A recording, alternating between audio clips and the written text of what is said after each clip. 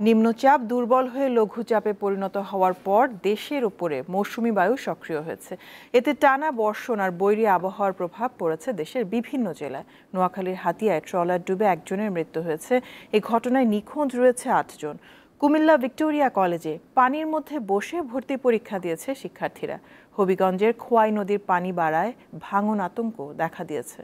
Walton BLDC fan, খরচ বাঁচে 65% পর্যন্ত।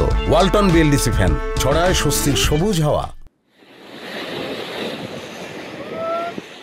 নোয়াখালীর হাতিয়ায় শনিবার দুপুর 2টার দিকে হরণী ইউনিয়নের আলীবাজারের উদ্দেশ্যে রওনা হয় একটি ট্রলার। ভাসানজর থেকে ছেড়ে আসা ট্রলারটিতে 4 জন পুলিশ সদস্য, রোহিঙ্গা রোগী, আনসার সদস্য ও এনজিও কর্মী সহ 39 জন যাত্রী ছিল। ট্রলারটি করিমবাজার সংলগ্ন ডুবার চরের মেঘনা নদীতে বৈরী আবহাওয়ার কবলে পড়ে ডুবে যায়। ঘটনার পর কয়েকজন নিখোঁজ থাকায় উদ্ধার কাজে যোগ দেয় কোস্টগার্ড।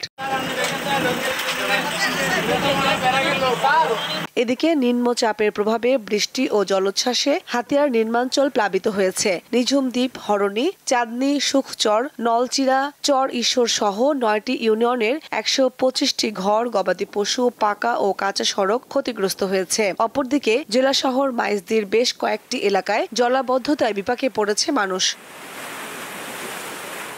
কুমিল্লায় 3 দিনের বৃষ্টিতে নিমজ্জিত হয়েছে অনেক এলাকা। পানি উঠেছে ভিক্টোরিয়া সরকারি কলেজের প্রতিটি ভবনের নিচতলায়। এরই মধ্যে শনিবার সকালে জাতীয় বিশ্ববিদ্যালয়ের ভর্তি পরীক্ষায় অংশ নেন 5 শতাধিক শিক্ষার্থী।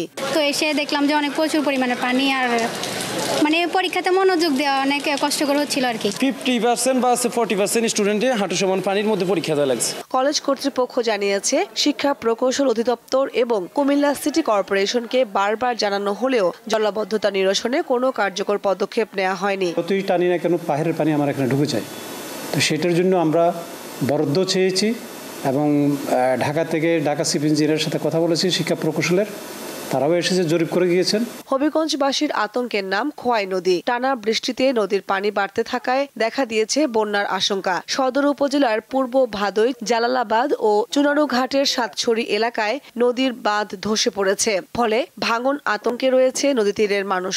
সামান্য যদি 2-3 ফুট পানি বাড়ে তাহলে আমাদের এটা একদম অসহায় হয়ে যাবে, ভাঙন ছুটে যাবে। বর্তমানে আমরা বাচ্চা নিয়ে থাকা খুব সমস্যা। ক্ষতিগ্রস্ত বাঁধ মেরামতের কাজ চলমান রয়েছে বলে জানিয়েছে পানি উন্নয়ন বোর্ড। আমাদের প্রস্তুতি ঠিক আছে। আমাদের প্রস্তুতি হচ্ছে আমাদের যে সকল জায়গায় বাঁধ একটু ক্ষতিগ্রস্ত অবস্থায় আছে হালকা পাতলা, সেগুলো আমরা আইডেন্টিফাই করে অলরেডি কাজ চলতেছে। পরিস্থিতি মোকাবিলায় প্রায় 32,000 জিও ব্যাগ প্রস্তুত রাখা হয়েছে বলে জানান তিনি।